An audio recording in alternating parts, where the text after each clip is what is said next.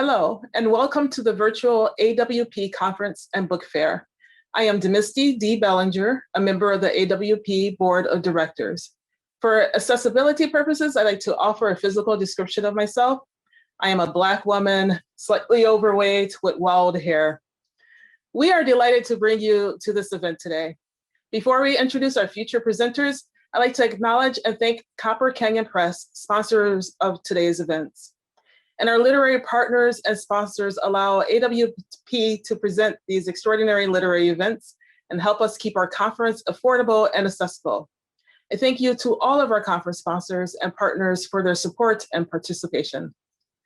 This event is taking place live on March 7 from 1:30 p.m. to 2:30 p.m. Central Time. After the conclusion of this event, it will be available for on-demand viewing. This event is being live captioned through stream text. Please find the link to access stream text from your browser in the event description. A transcript of this event will be available for on-demand viewing. During the live event, please enter your questions or comments into the platform chat box on the right of the screen.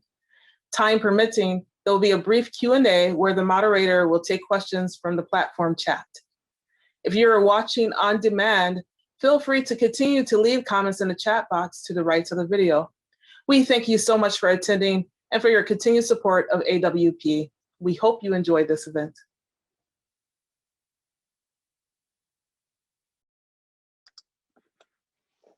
Hello, I'm Michael Wiegers, the executive editor of Copper Canyon Press. And on behalf of all my colleagues at Copper Canyon, I want to thank you for joining us today. We hope you're all staying safe and healthy and writing and reading your way into the coming spring. For those of you who may be visually impaired, I'm a white man with too much white hair and glasses wearing a maroon sweater, and I'm zooming toward you from my home office on Sklallam land alongside the Salish Sea in Port Townsend, Washington. And as I'm looking out my window right now, I'm seeing some rare blue skies that give me hope that I will be seeing many of you in person at next year's AWP conference. I want to thank my three co-presenters, Jericho Brown, Rio Cortez, and Monica Salk. It's my great privilege and honor to get to work with each of you, and I'm additionally grateful for your making the time today to celebrate June Jordan with us. 16 years ago, I had an additional pleasure of publishing and editing the collected poems of June Jordan, directed by Desire. As you can see, it's a pretty door-stopping volume that includes all her poetry. It's a fantastic collection, yet because it's such a big book, it's also an expensive book to produce and print. So it was one of the books that really inspired us to launch a series of essential works by major poets. And so over the past couple of years, we've started releasing these. Appropriate to June's ethos of reaching and engaging communities far and wide, we wanted to make such lifetime retrospective works available in compact, affordable editions. The Essential June Jordan is due out later this month, and we can't wait to hold it in our hands. June Jordan was born in Harlem in 1936. She was raised in Bedford-Stuy and was a prolific and passionate activist, journalist, essayist, and teacher. She was the author of more than 25 works of poetry, fiction, and essays, as well as numerous children's books. She wrote librettos and lyrics and even performed with Bernice Reagan and Sweet Honey in the Rock. She was also a passionate, committed teacher, starting with SEEK, Search for Education, Elevation, and Knowledge, at the City University of New York in the mid-60s, where she worked with esteemed educators and writers such as Herbert Cole, Tony Cade Bambara, David Henderson, Audre Lorde, and Adrienne Rich, as well as Terry Bush, her co-teacher in Voice of the Children. Throughout her life, Jordan continued to see teaching as a part of her poet's responsibility, leading her to stints at Connecticut College, Sarah Lawrence College, Yale University, the State University of New York at Stony Brook, where she directed the Poetry Center. In the late 80s, she was appointed professor of African American Studies at the University of California, Berkeley, where she created one of the most admired poetry programs in the country at that time. Her program, Poetry for the People, demanded deep immersion in the history and practice of the many traditions of poetry, at the same time that it inspired and required community involvement. Jordan's students made poetry for the people and took poetry to the people. They gave readings, but also led poetry writing workshops in after-school programs, senior citizen centers, food programs for the homeless, shelters for battered women, and listened to their poems, showing those long excluded populations that their voices mattered. June Jordan died from breast cancer in 2002, and through the example of her life, her teaching, her writing, her personal and political commitment, and her belief above all in poetry and people, and what that combination can accomplish, she has left a legacy of great excellence and abiding hope. To quote her famous line, "We are the ones we have been waiting for." So I don't want to keep you waiting any longer for our readers, Jericho Brown, Rio Cortez, and Monica Salk. I'm going to introduce the poets all at once, and then they will read in alphabetical order. Jericho Brown is the author of 3 collections of poetry, including Please, the New Testament, and most recently, the Tradition, which won the Pulitzer Prize and was a finalist for both the National Book Award and the National Book Critics Circle Award, among many other accolades. I'm pleased to announce that this fall, Copper Canyon will also be releasing what we're calling a civic dialogue edition of the Tradition, in the hopes of catalyzing community-wide discussions of his poetry. Jericho is the director of the MFA writing program at Emory and has been the recipient of the Whiting Award, as well as fellowships from the NEA, Guggenheim, and the Radcliffe Institute for Advanced Study at Harvard University. If you'll indulge me just a bit more, that Radcliffe Fellowship is very relevant to the essential June Jordan, and I'd like to recount a story that was told to me. Shortly after Harvard's Schlesinger Library acquired June's archives, her literary executors went to visit. Thinking that they would be the first to see the newly installed archives, the librarian told them that in fact a young poet had just visited and had flung himself toward the collection, embracing June's books and papers. The executors of the estate learned that it was then Radcliffe Fellow Jericho Brown. Because of this moment, they asked if Jericho might be willing to write the intro to the essential June Jordan, and thankfully he's agreed to do so. Our second reader is Rio Cortez. Rio is the New York Times bestselling author of The ABCs of Black History, which was just published in 2020. And she's also the author of I Have Learned to Define a Field as a Space Between Mountains. She is the recipient of fellowships from Poets House, Cave Canem, and Canto Mundo. A finalist for the 2018 June Jordan Fellowship at Columbia University, Rio was born and raised in Salt Lake City and now lives, writes, and works in Harlem. I'm also honored, very honored, to be able to work alongside her on the editorial team at Copper Canyon Press. Monica Salk is the daughter of Khmer refugees who recently published her debut with Copper Canyon Press, A Nail the Evening Hangs On. Widely celebrated in forums like Ms. Magazine, Publishers Weekly, Lit Hub, The Millions, and numerous elsewheres, her work has been recognized with the Discovery Prize from the 92nd Street Y, and earned her fellowships from the Elizabeth George Foundation, Hedgebrook, Jerome Foundation, Kundiman, McDowell, the National Endowment for the Arts, the Poetry Society of America, the Saltonstall Foundation, and others. Salk is a Jones Lecturer at Stanford University and teaches poetry to Southeast Asian youths at the Center for Empowering Refugees and Immigrants in Oakland, California.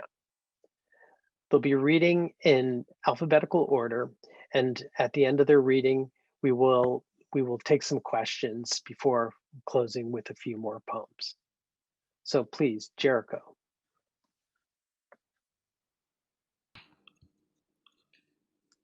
Hi, thank you. Thank you so much for that introduction, Michael, and for taking me back down memory lane to 2009 and 2010 when I was a Radcliffe Fellow and encountering June Jordan's papers. And I have to say, I have butterflies, like I have this feeling of excitement, which I did not expect. And I know that that feeling of excitement just has to do with the fact that this is for AWP.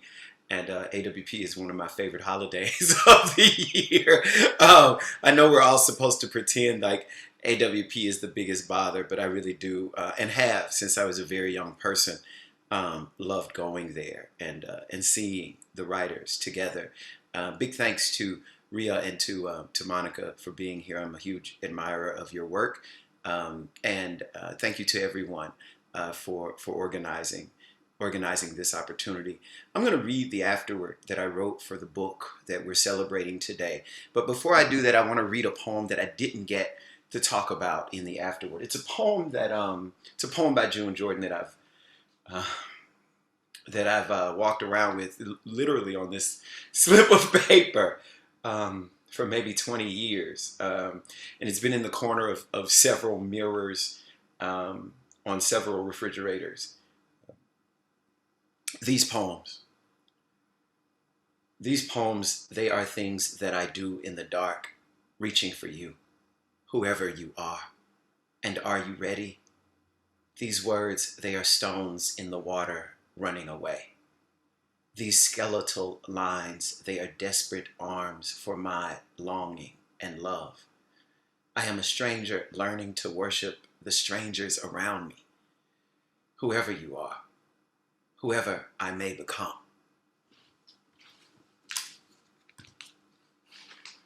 June Jordan's Roman poem 13. June Jordan's Roman poem number 13, near the beginning of this collection, seems to me the best example of Jordan's poetic legacy. It mixes the doom and devastation made mundane through media exposure with the hard decision to love anyway. Because, quote, there is no choice in these. Your voice breaks very close to me, my love. In other words, the poem moves past evil to see people, community, the possibility of romance.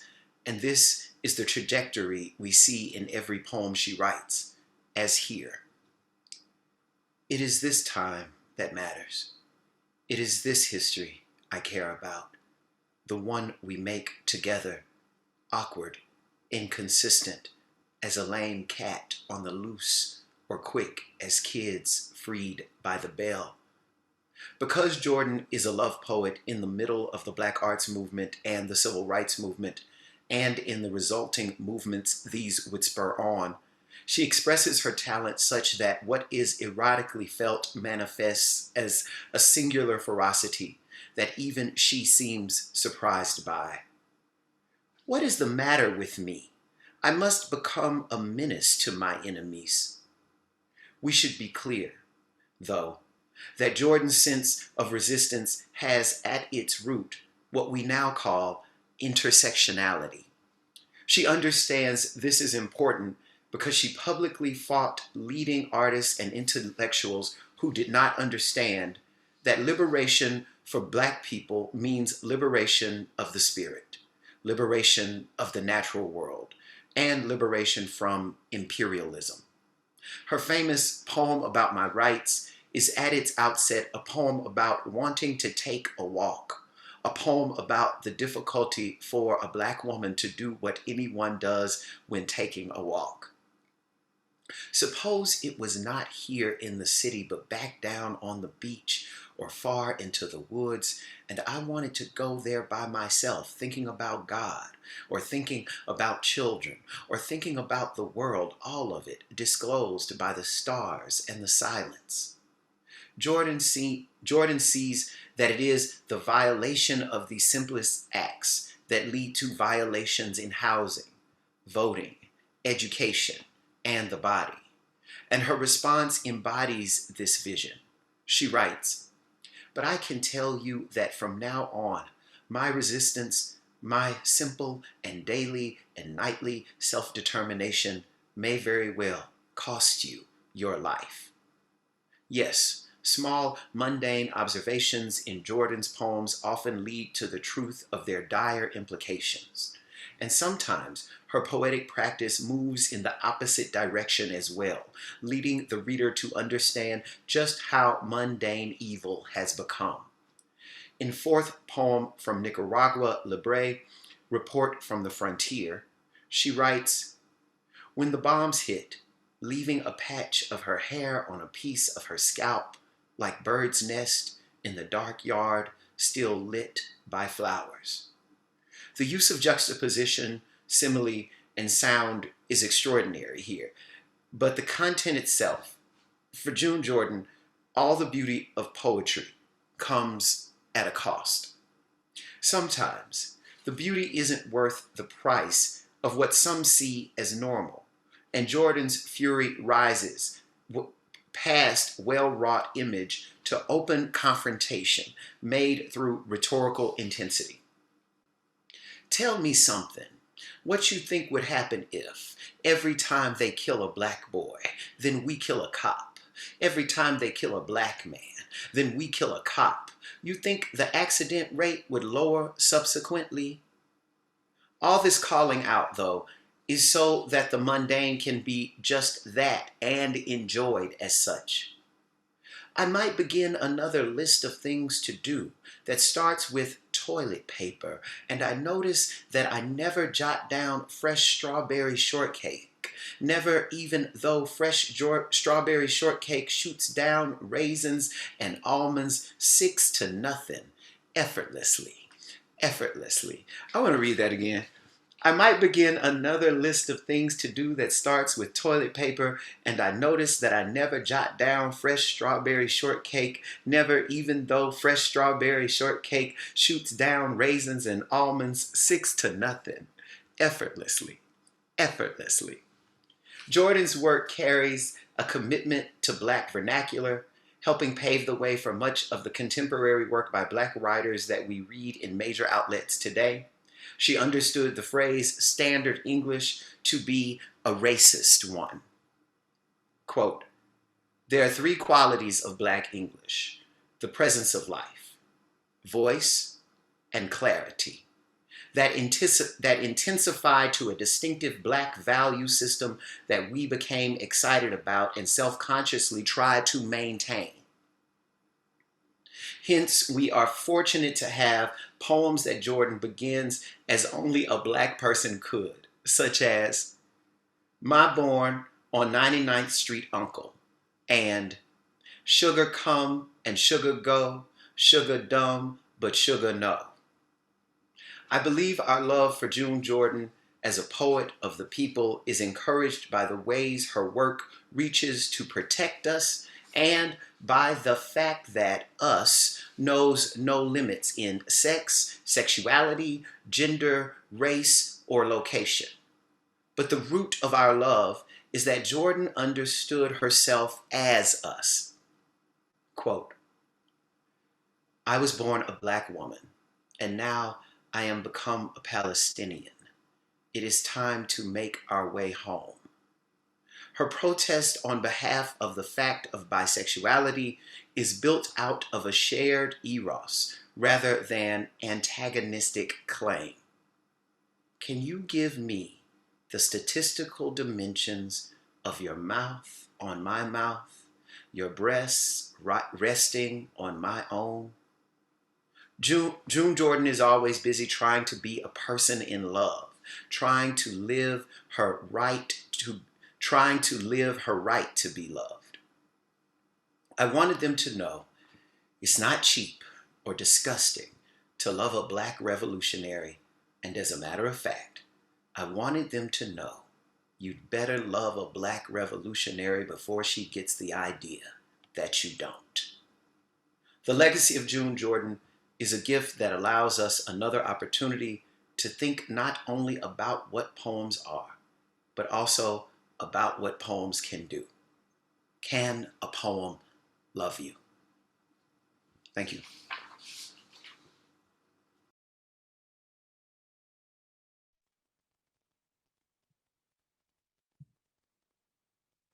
Hi, thank you so much for that, Jericho, for sharing your beautiful forward and introduction. My name is Rio Cortez. I have the pleasure of being editor-at-large at Copper Canyon Press. And it's an honor to be here talking about the legacy of June Jordan with writers who I really admire, Monica Suck and Jericho Brown, and to be at AWP, which, yes, it's true, has given me anxiety, but I actually quite like it from home too. So I'm gonna read 3 poems from June Jordan's work that I think speak to me in different ways. And I'll sort of talk about them as I approach them in the way that I wanna sort of tribute her. So the first one is a poem called Poem on the Second Consecutive Day of Rain. Toni Morrison once said, June Jordan writes in poetry that looks as closely into lilac buds as into death's mouth. And so I've been thinking a lot about, I know that June Jordan is very famed and esteemed for her writing around her political activism and its intersection with her poetry, but I also, I really love June Jordan's poems about nature. And so that's one that I'm going to begin with today. Poem on the Second Consecutive Day of Rain. It just don't stop, flood. Levels falling in the meadow, if the meadow was a tub, or butterflies, blue violets, and harebells, not to mention morning glories, foxglove, purple loosestrife, Indian paintbrush, ox-eye daisies, and stiff asters. At the grassy bird's nest bottom, then I'd swim the surface of this bird song, sanctuary, on my belly looking down and float complacent as the quietly pointed white pine needles in such water-saturated air. But this meadow got no bottom. Baseline, absolute. This meadow sucks it up. A rich man running after money. More rain, more rain. It just don't stop. And I think as a person from Utah originally, I talk a lot about aster and Indian paintbrush. And so those really speak very closely to me. But I also really love what Adrienne Rich once said about June Jordan. She said she saw poetry as integrated with everything else she did: journalism, theater work, activism, friendship. Poetry for June Jordan was no pavilion in a garden, nor simply testimony to her inner life. And that's something that is, I think, particularly meaningful as we talk about how or Black folks have been trying to talk about how Blackness isn't monolithic, nor being a poet being monolithic. She had so many multitudes that poetry touched all of them in this way. And June Jordan herself was no stranger to tribute. So many of her poems are tributes. And as a children's book writer, I'm particularly struck. She wrote a picture book for the youngest ages called Kimako's Story, which was for 2nd and 3rd graders. It came out from Houghton Mifflin Harcourt in 1991. And it was the story of a girl sort of examining her life in the city. It had illustrations throughout, and it was sort of a tribute to Kimako Baraka, who was murdered in her apartment in New York City in 1984. And as also a tribute, I'm going to read 3 for Kimako, which June Jordan published the year after her death for adults.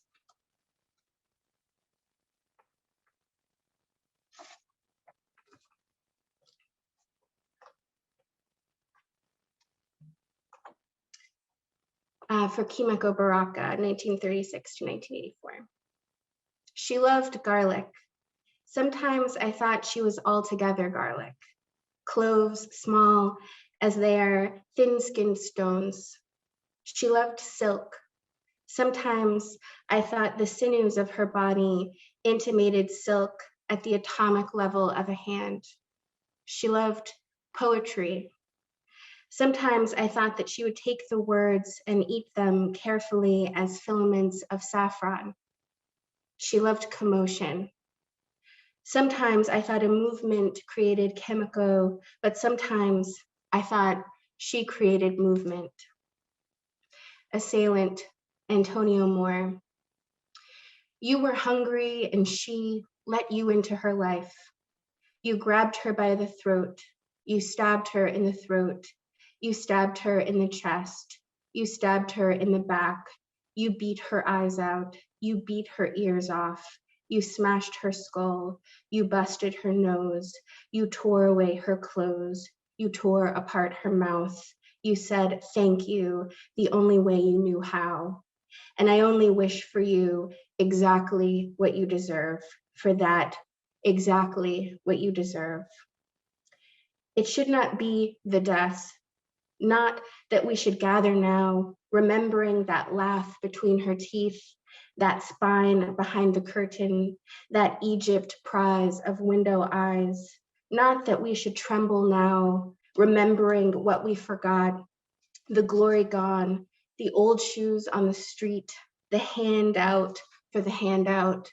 Not that we should rally now, remembering the glitter of the tricks she lit, the horns, the drums, the stage. It should be the dance. It should be the dance she danced with death. So I just think that, speaking of tribute, this was something that June Jordan did incredibly well. And I think it's a way that poetry intertwined with her friendships, her loved ones. It's a way that I think publicly helped her grieve and heal. And these are things I so admire in her work. And then finally, I'll end with a poem about motherhood, which I turn to a lot in thinking about my Black daughter, who is also a Leo, and Leo's in the house. This poem by June Jordan is called July 4th, 1974.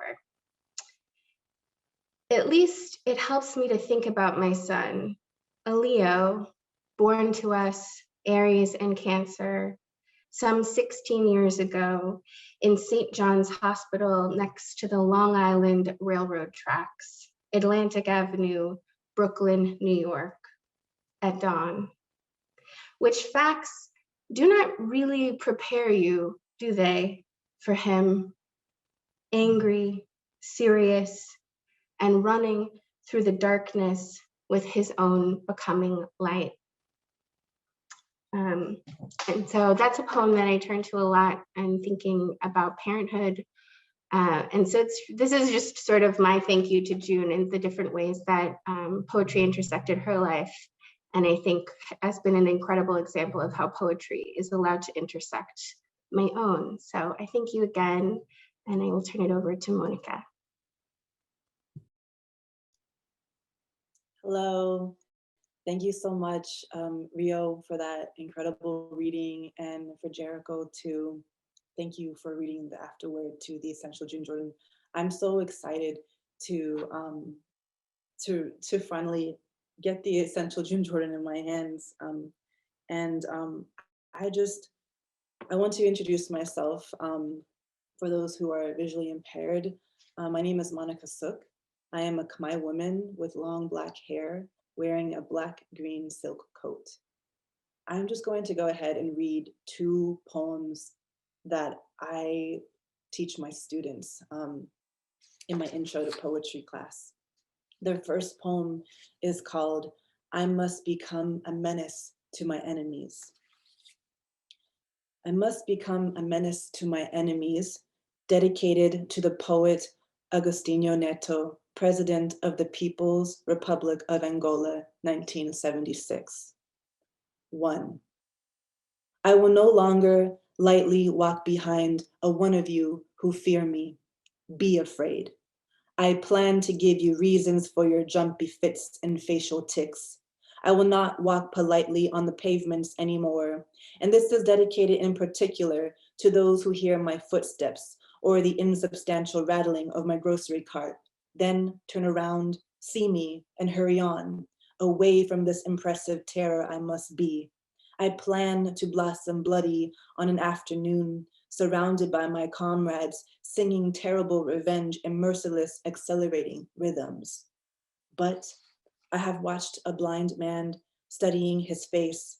I have set the table in the evening and sat down to eat the news. Regularly, I have gone to sleep. There is no one to forgive me. The dead do not give a damn. I live like a lover who drops her dime into the phone, just as a subway shakes into the station, wasting her message, canceling the question of her call. Fulminating or forgetful, but late, and always after the fact that could save or condemn me. I must become the action of my fate. 2. How many of my brothers and sisters will they kill before I teach myself retaliation? Shall we pick a number? South Africa, for instance.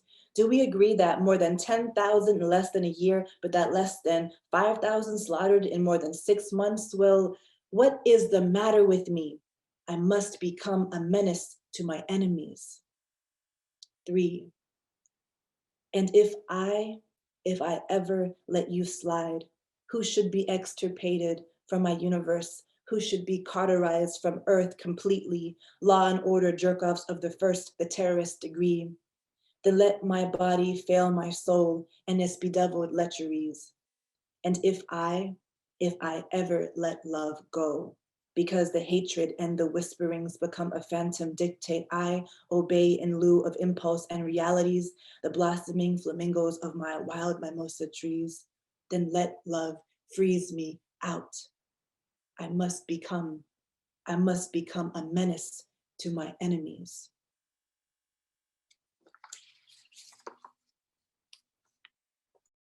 I love that poem so much. I came to June Jordan's work as a 19-year-old college student who wanted to find herself and learn about her own history. I was not ever reflected in the histories I was studying in school. And when I encountered June Jordan's Directed by Desire, I started to see myself more fully.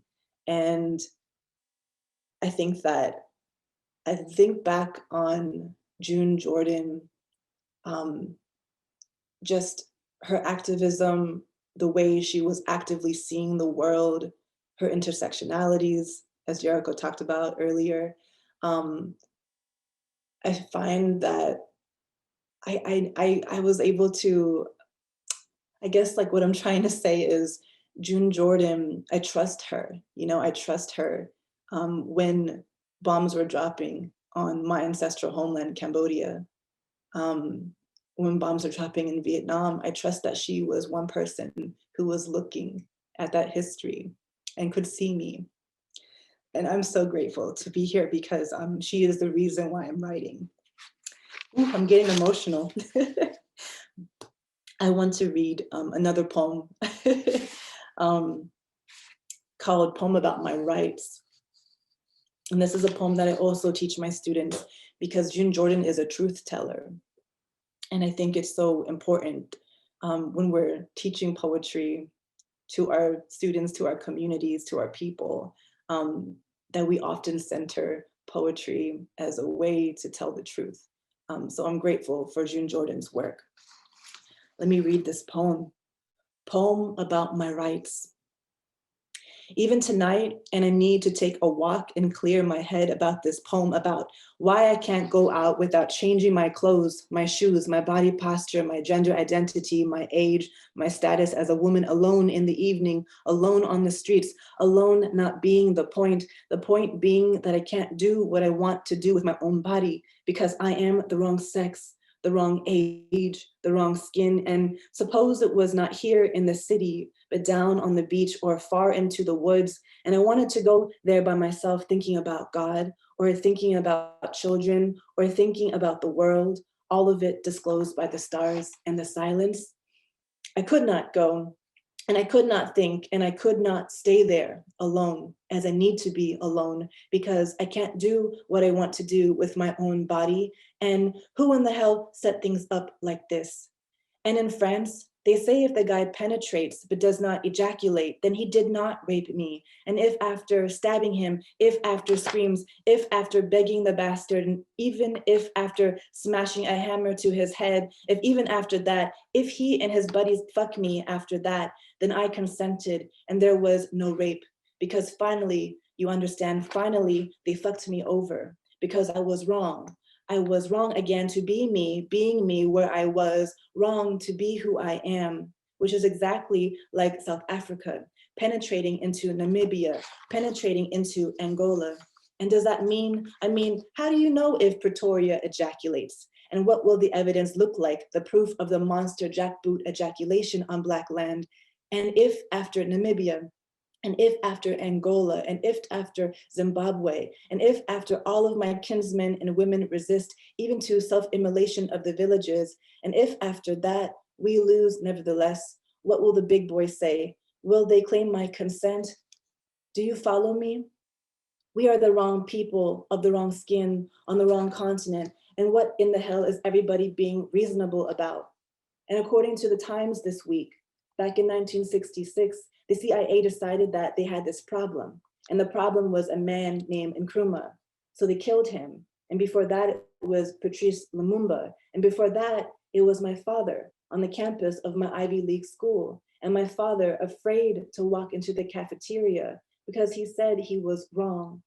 The wrong age, the wrong skin, the wrong gender identity, and he was paying my tuition. And before that, it was my father saying I was wrong, saying that I should have been a boy because he wanted one, a boy, and that I should have been lighter skinned, and that I should have had straighter hair, and that I should not be so boy crazy, but instead I should just be one, a boy.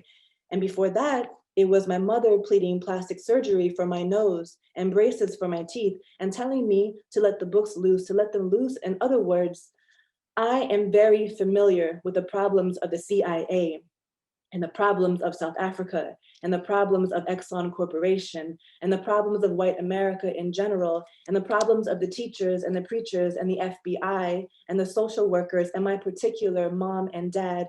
I am very familiar with the problems because the problems turn out to be me. I am the history of rape. I am the history of the rejection of who I am. I am the history of the terrorized incarceration of myself. I am the history of battery assault and limitless armies against whatever I want to do with my mind and my body and my soul. And whether it's about walking out at night, or whether it's about the love that I feel, or whether it's about the sanctity of my vagina, or the sanctity of my national boundaries, or the sanctity of my leaders, or the sanctity of each and every desire that I know from my personal and idiosyncratic and indisputably single and singular heart. I have been raped because I have been the wrong sex, the wrong age, the wrong skin, the wrong nose, the wrong hair, the wrong need, the wrong dream, the wrong geographic, the wrong sartorial I have been the meaning of rape. I have been the problem everyone seeks to eliminate by forced penetration with or without the evidence of slime M. But let this be unmistakable. This poem is not consent. I do not consent to my mother, to my father, to the teachers, to the FBI, to South Africa, to Bedford-Stuy, to Park Avenue, to American Airlines, to the hard-on idlers on the corners, to the sneaky creeps in cars. I am not wrong. Wrong is not my name. My name is my own, my own, my own. And I can't tell you who the hell set things up like this, but I can tell you that from now on, my resistance, my simple and daily and nightly self-determination may very well cost you your life. Thank you.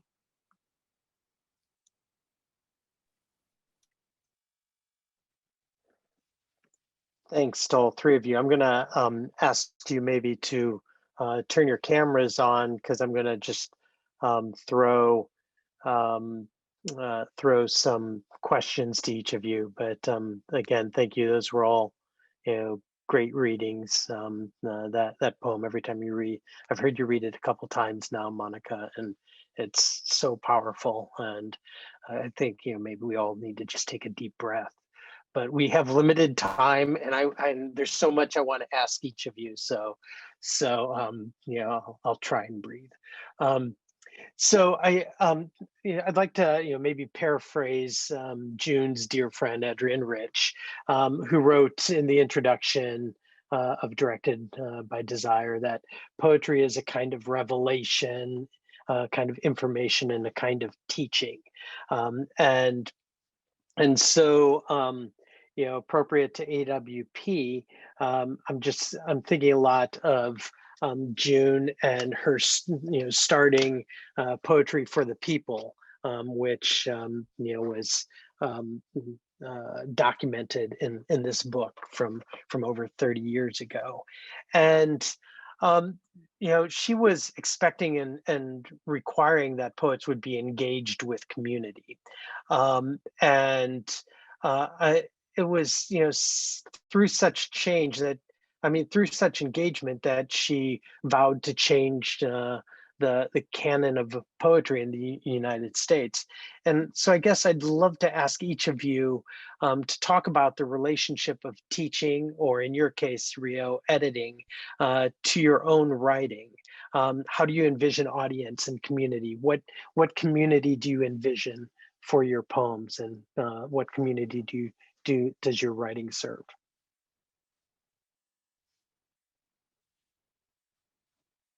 Is that a question just for anybody?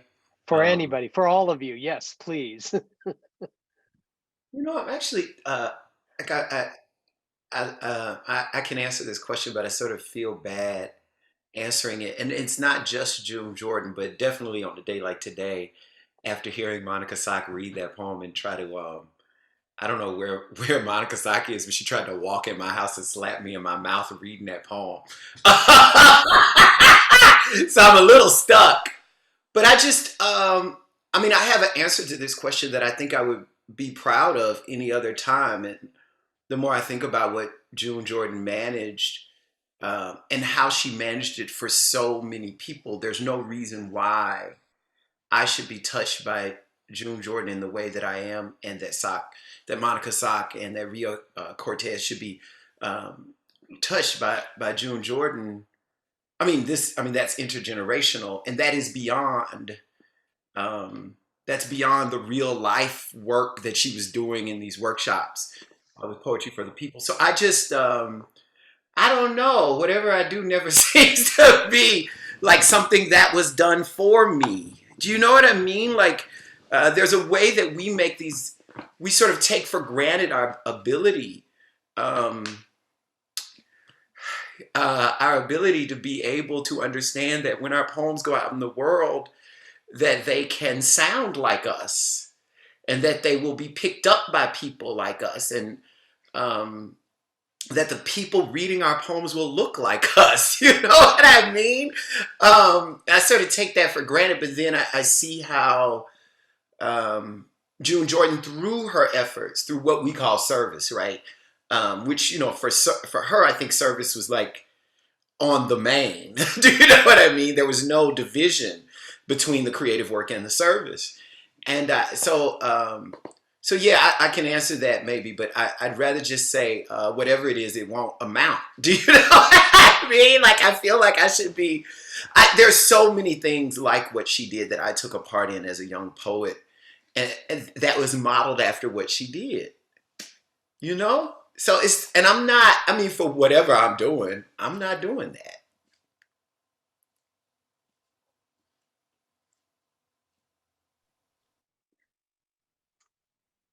Rio or Monica, do you want to try and address the question? Yeah, thank you. Thank you so much. Oh my gosh, I was so afraid to read a poem about my rights because I'm hearing June Jordan's voice, and how when I hear that poem, when I hear her read that poem, she slaps me across the face too. So sorry, Jericho, but I want to answer the question though. I feel like really privileged to be able to write poetry and to be teaching poetry. And anytime I found myself inside of like predominantly white institutions, such as Stanford, where I'm currently at now, I've always tried to make sure that I could reach back out to my community.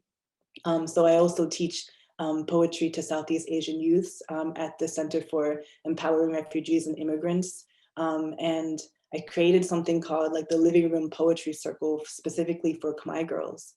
And that kind of work is certainly inspired by June Jordan's work. And being here in Oakland and being so close to Berkeley, where Poetry for the People was, is continuing to carry on June's legacy.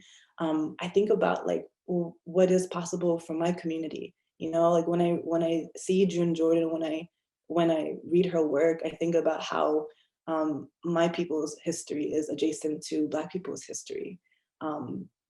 How when she writes about there being many different types of Englishes, or when Rio mentioned that there is no monolithic way of being Black, like I think about how these things also apply to Cambodian people and to my narrative. And so when I first read June Jordan's work, I thought, wow, I really feel like I know her intimately, because she's so generous and she shares so much of herself. She is vulnerable. She is talking about her friendships. She's talking about leaving voicemails, for her friends and her long distance loves. She is writing from the moment. And all of these things are the things that I can only hope to be. So I'm grateful for just her teachings and for all the ways that she has moved in the world, that has set an example for me, so that I'm not just, writing in my head or writing poems on the page, but I'm living my life fully, so that I can also give back to my community and give back to the strangers who I'm also trying to learn how to worship.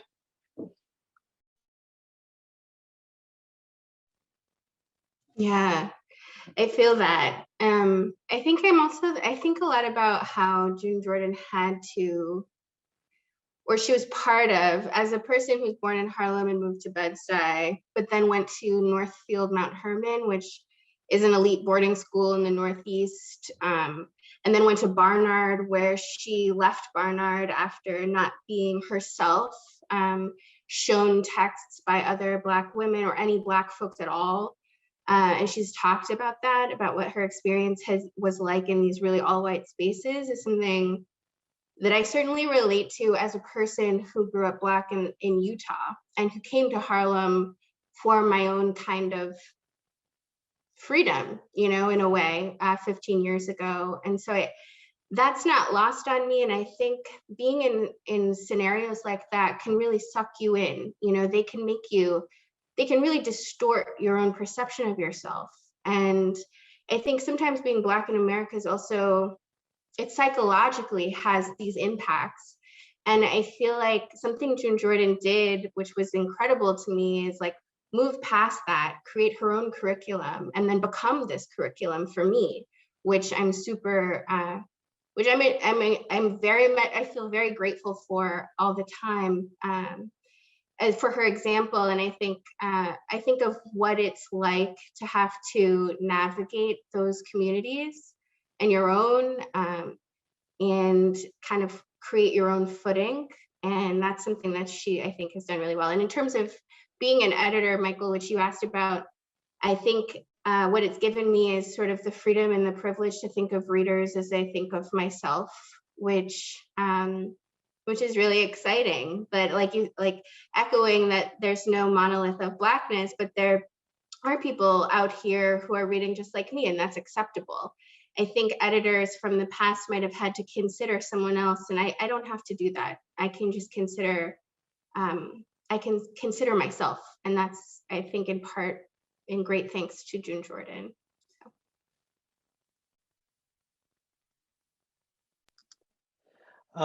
So we have a few questions from the audience, but unfortunately, I think we'd like to also hear some more poems from each of you.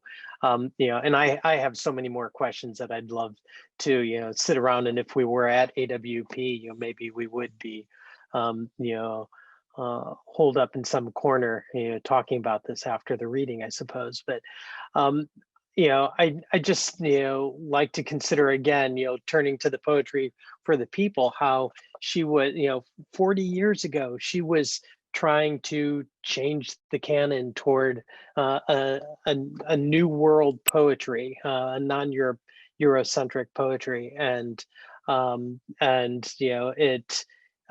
encouraged by the changes that have been made since that time, but I also you know that there's a lot of work to do, and it's because of writers like you that work is being done. With that in mind, I'm hoping that I can get each of you to read some of your own work to close us out.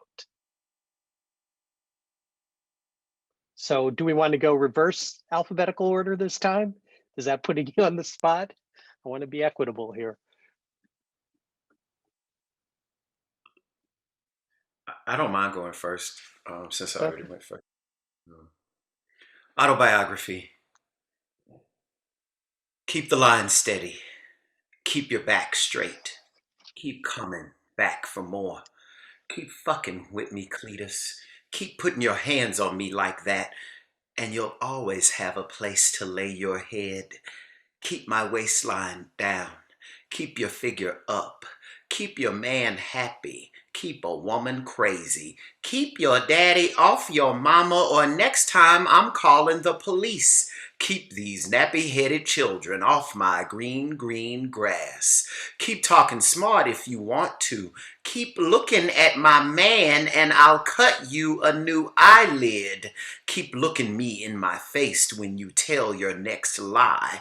Keep on walking, I ain't talking to you anymore. Keep holding that last note.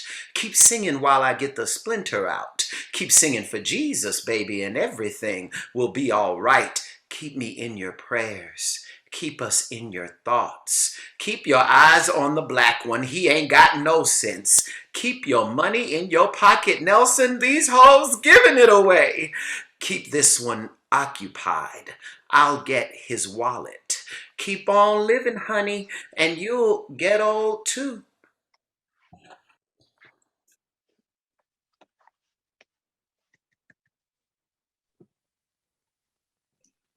I'll go next. Oh, is that okay? No, I'll go that's next. good. Rio, you can go. No, go ahead, put it good. The death of Henry Kissinger. Bubbles children blow toward the sky, burst bombs into jasmine. Anything that flies on anything that moves. You got that? Got that. Roger that. And a mother's golden lotus bud orbiting her daughter's neck. Perhaps a giant kite to block B-52s, balloons for my birthday party to bring on your jets. Go ahead. I dare you to send submarines too, to add anything that swims. Your idea of swimming is not dreaming, is not flight, but in Takeo, at the edge of the forest, if a spot-billed duck were to lay an egg, well, it would be bad for you. Do you copy? Do you read me? Blue speckled egg, rebirth as revenge. It's an order, it's to be done, over and out.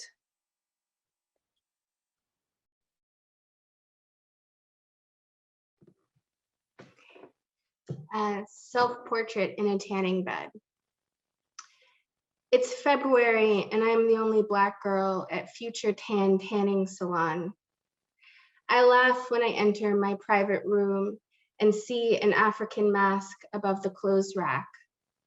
I'm getting tired of irony. Naked, climbing onto the plexiglass and hearing it creak, I wonder, like any other moment alone, what if I die like this? What if the plastic gives and I'm torched by 24 ultraviolet glass rods? I gently close the canopy of the Sun Capsule Super Cyclone 350. Wrapped in its purple cylinders of light, I can see myself reflected back with tiny goggles.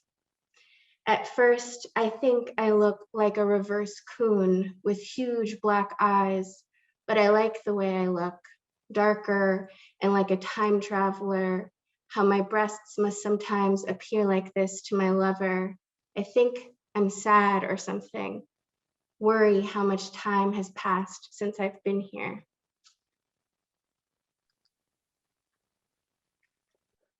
Oh, you guys are so damn good. Thank you. Thank you for sharing your poems with us and your brilliance and intelligence.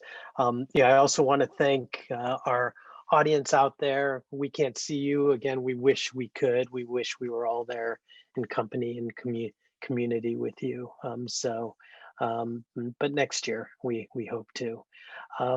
So, just again, thank you to everyone, particularly to our writers here. You make my life better, and I'm sure you make the lives of our audience better too. So love you all, and we'll see you soon, I hope.